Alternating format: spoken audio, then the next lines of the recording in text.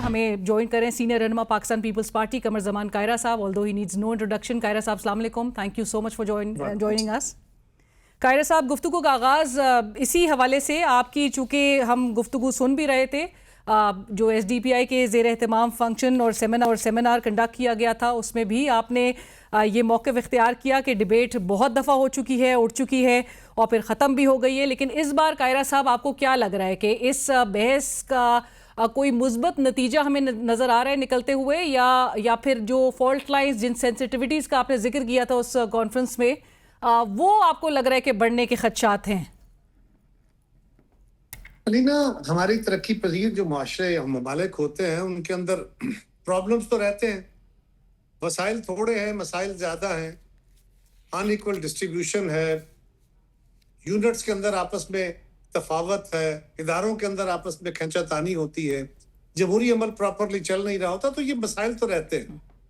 और उसके हल के ऊपर भी बहुत सारे मुबाहिसे रहे। मसलन पाकिस्तान में ये बहुत अरसे से बहस रही है कि एक कौमी हुकूमत एक बना दी जाए जो 5-6 साल चले, क्योंकि सियासी जमातें लोगों को नाराज नहीं करती, मुश्किल फैसले नहीं करती। ये कई दफा बहस छिड़ी, फिर खत्म हो गई, फिर गवर्नमेंट ऑफ टेक्नोक्रेट्स की बहसें होती रही। इसी तरह ये जो छोटे यूनिट्स हैं, सूबे छोटे कर दें, इसकी बहस है। इस दफा जो बहस चढ़ी गई है, उसके ऊपर बात करने से पहले जरा एक ये देख लीजिए कि बहस क्या करनी चाहिए। एक बहस वो है जो आप उसके अमकानात को देखते हैं। इस वक्त पाकिस्तान में एक आइन है, हम उसको जैसे तैसे चला रहे हैं। अब उससे बियॉन्ड जाके तो आप कोई काम नहीं कर सकते, उसको सस्पेंड करके तो काम नहीं कर सकते। इस वक्त बहस छिड़ी है कि मुल्क के हालात बड़े खराब हैं, गवर्नेंस फेल हो गई है, लिहाजा इस गवर्नेंस को ठीक करने के लिए छोटे सूबे बना देने चाहिए। सूबे बहुत बड़े हैं। अच्छा, सूबे बहुत बड़े हैं, हिंदुस्तान की मिसालें दी जाती है, वहां तो 28 सूबे बन गए। भाई वहां तो 6 लाख पे भी सूबा है सिक्किम, और वहां कोई 25 करोड़ पे भी सूबा है यूपी को नहीं तोड़ा गया, वहां जरूरत पैदा नहीं हुई। सिक्किम को उन्होंने छोटा सूबा बना दिया, वहां जरूरत पैदा हुई, लोकल डिमांड आई। इसी तरह हिंदुस्तान के अंदर जितने सूबे बने वो सारी लोकल डिमांड, लोकल आवाजों से बने, वो ऊपर से इंपोज नहीं हुए, वो दिल्ली ने इंपोज नहीं किए।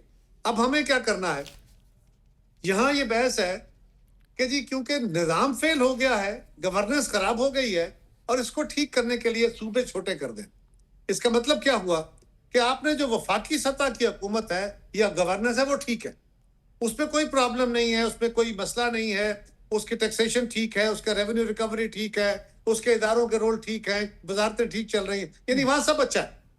जो बड़े मसाइल आ गए हैं वो आ गए हैं सूबों में। तो सूबे क्योंकि अच्छी तरह लोगों की खिदमत नहीं कर रहे हैं, क्योंकि बड़े सूबे, तो उसका मतलब पहले तो आपने वो सर्टिफिकेट दे दिया वफाकी हुकूमत को, वहां गवर्नेंस के इशू खत्म हो गए। अब आप सूबे में आ जाइए, यहां आपने 18वीं तरमीम में सूबों को इख्तियारात दिए, और पहले भी थे और इख्तियार दिए, वसाइल थे और वसाइल दिए, और अब यह है कि जी सूबे उसको प्रॉपर फंक्शन नहीं कर रहे। हमारा प्रॉब्लम यह है कि हमारा एक और हिस्सा है फेडरल, प्रोविंशियल एंड लोकल, ये 3 टीयर्स ऑफ गवर्नमेंट का आइन आपको बताता है, हमारे फोर फादर्स ने जो दिया था।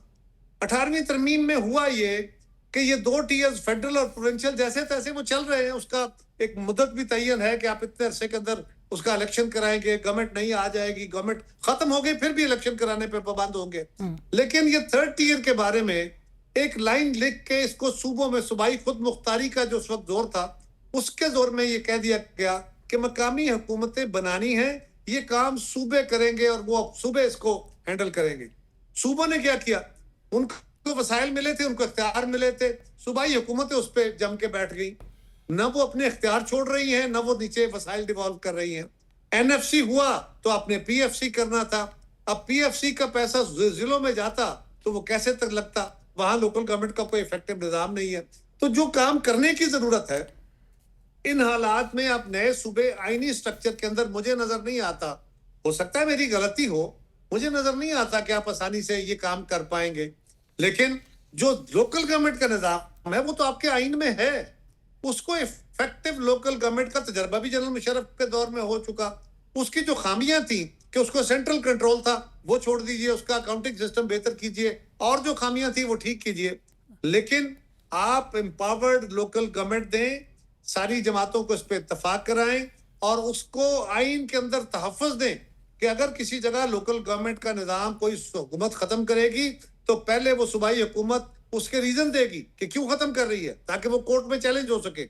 और दूसरा, अगर वो खत्म करेगी तो विद इन 2 मंथ्स वो नया इंतखाब करा के नए लोकल गवर्नमेंट का निजाम देगी। राइट। वो अपनी मर्जी से चीजों को नहीं रख सकेगी। और तीसरा, कि जब इख्तियार उनको देगी तो जो आपके पास वसाइल आए हैं मरकज से, आप उन वसाइल को पीएफसी के जरिए जिलों को देंगे, जिली हुकूमतों को देंगे। पंजाब ने तो जो लोकल गवर्नमेंट का निजाम दिया वो इंतहाई भद्दा निजाम है, इंतहाई गैर फाल निजाम है।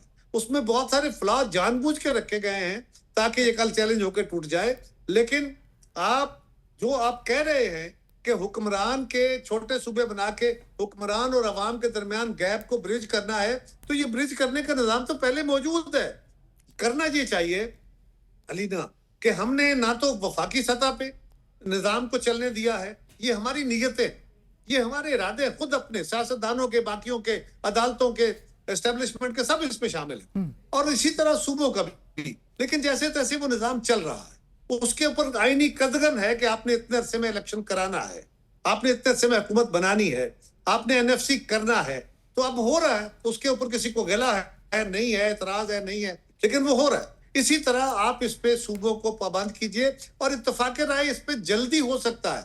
इस वक्त जो अवामी दबाव है, इस वक्त जो डिबेट है, इस माहौल में हम सूबों को इस बात का निस्बतन आसानी से पाबंद कर सकते हैं कि वो इफेक्टिव लोकल गवर्नमेंट का निजाम दे, उसको कॉन्स्टिट्यूशनल प्रोटेक्शन दे और आगे बढ़े।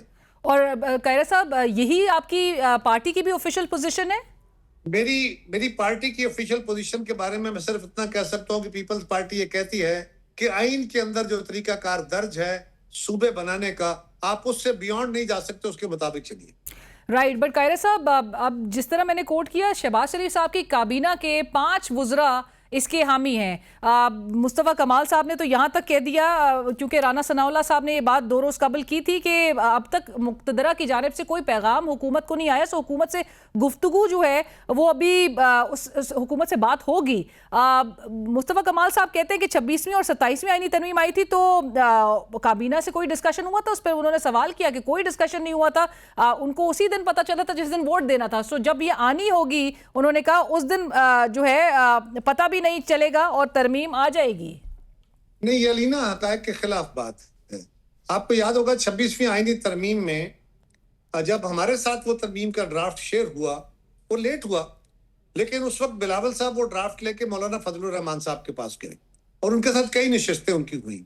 फिर मौलाना फजलुर रहमान साहब वो ड्राफ्ट लेके पीटीआई के पास गए और उनके साथ भी कई नशिस्तें हुई और अल्टीमेटली मौलाना के साथ खड़े होके पीटीआई ने ये मीडिया पे आके कहा प्रेस कॉन्फ्रेंस में कि हम मौलाना के साथ मुत्तफिक हैं, इनके बड़ा मशकूर हैं, इन्होंने हमारी आरा को भी इसमें समोया है, लेकिन हम इसको वोट नहीं करेंगे। ये बात रिकॉर्ड पे है। तो इसका मतलब है पहले वो डिबेट थी, ये नहीं है कि डिबेट नहीं हुई थी। एमक्यूएम ने उस वक्त एक तजवीज दी थी कि फाल लोकल गवर्नमेंट का निजाम दिया जाए, ये बात दुरुस्त है। फिर अब वो नए सूबों के लिए जो है वो कौमी तहरीक चलाने का ऐलान कर चुके हैं।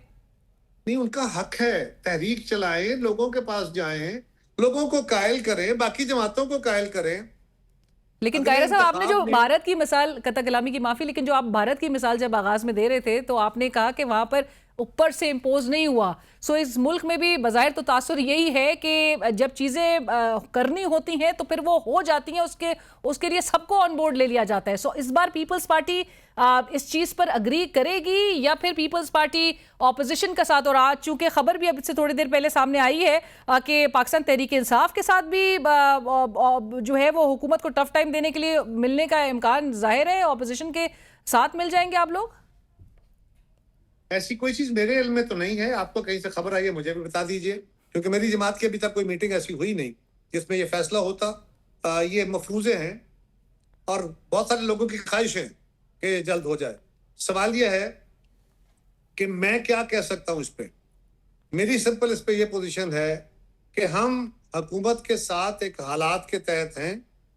हमने कश्मीर के अंदर वो जो सूरत हाल बनी उसके ऊपर हमारा एहतजाज था, वहां बातें जरूर हुई।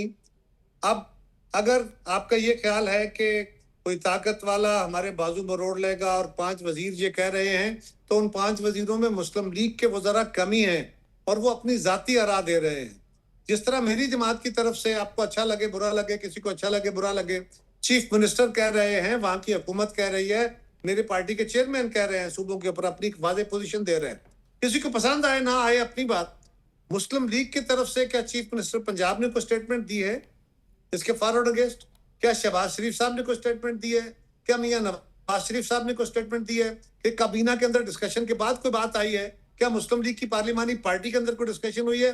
या कुछ मेंबरान ने शो के अंदर बैठे हुए, मीडिया के अंदर बैठे हुए, वहां सवालों के जवाब में उन्होंने कहा कि अगर बन जाए तो देखा जा सकता है, फला है, ये मुबहम बातें। तो जब तक ये क्लैरिटी के साथ नहीं होगा, ये बहुत मुश्किल काम है। हाँ, ताकत के जोर पे अगर कोई करना चाहेगा तो मैं फिर कह रहा हूं कि 26वीं आईनी तरमीम में जो आर्टिकल आए थे मुस्लिम लीग की तरफ से, हमें जिसके बारे में कहा जाता है वो कहीं और से आए थे, वो कोई 40 के करीब थे, 38 थे, या मुझे एग्जैक्टली नहीं याद, को 40 के प्लस माइनस थे। और जो पास हुए थे इतनी बहस के बाद, वो शायद 5 आर्टिकल थे। तो हमने सारी बातें कभी नहीं मान ली। जिन चीजों को हम बिल इत्तेफाक मान सकते हैं या उस पर कुछ अमेंडमेंट करा के मान सकते हैं, वही मानते हैं। अगर कोई बाकी जमातें इकट्ठी होके वो आईनी तकाजे पूरे कर सकती हैं तो फिर बिस्मिल्लाह। लेकिन अगर कोई आइन से बियॉन्ड जाने की बात करेगा तो हम तो आइन के अंदर रह के अपनी तहरीक जारी रखेंगे। और कायर साहब, फिर इसके नतीजे में कॉन्सिक्वेंसेस क्या होंगे अगर कोई आइन से बियॉन्ड जाके चीजें करने मांगेगा? देखिए, अगर कोई मांगेगा तो आइन उसका भी इलाज बताता है खुद ही। राइट। और कायरा साहब, ये भी ज़रूर जानना चाहेंगे क्योंकि आज़ाद कश्मीर के इलेक्शंस के बाद का जो माहौल है, और चूँकि उस दौरान भी बहुत कुछ एक दूसरे को कहा गया, जहाँ पर नून लीग के कायद मियां मोहम्मद नवाज शरीफ साहब ने 2 रोज़ कबल अपने पार्टी के पार्लिमानी पार्टी के इजलास से खिताब में उन्होंने कहा कि हम अपने जो मुखालफीन हैं उनके साथ हमेशा से अच्छा सलूक रखा है। तो बड़े सवालात तो रेज हो रहे थे कि वो इत्तेहादी जो है, आप लोग तो सख्त नाला थे और ड्यूरिंग द इलेक्शन कैंपेन बहुत कुछ कहा गया। सो मामलात अब क्या नून लीग के साथ एक पॉइंट ऑफ नो रिटर्न की तरफ भी चले गए हैं? अली ना, पहली बात तो यह है कि हमारी तरफ से भी तल्ख बातें हुई और कमी वहां से भी नहीं रही। मियां साहब ने भी बातें की और मरियम बीबी ने तो बहुत सारी की, और दूसरी मरियम साहब ने तो कोई हदूद ही क्रॉस कर दी, और उनकी स्पोक्स पर्सन ने तो माशाल्लाह। और इसी तरह वफाकी वज़रा की तरफ से भी बहुत आला किस्म की गुफ्तगू जारी रही।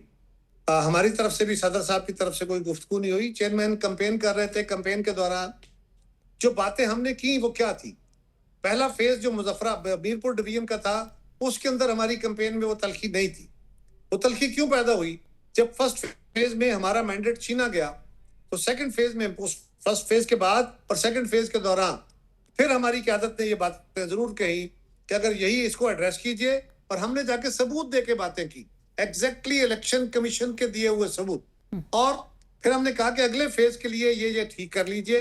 अगले फेज में भी अगर ये हुआ और आपने हमारा मैंडेट छीना तो फिर आपके साथ चलना मुश्किल हो जाएगा, और अगर हम ना चले तो फिर आपकी गिनती उल्टी शुरू हो जाएगी। ये उसके साथ कंडीशनल था।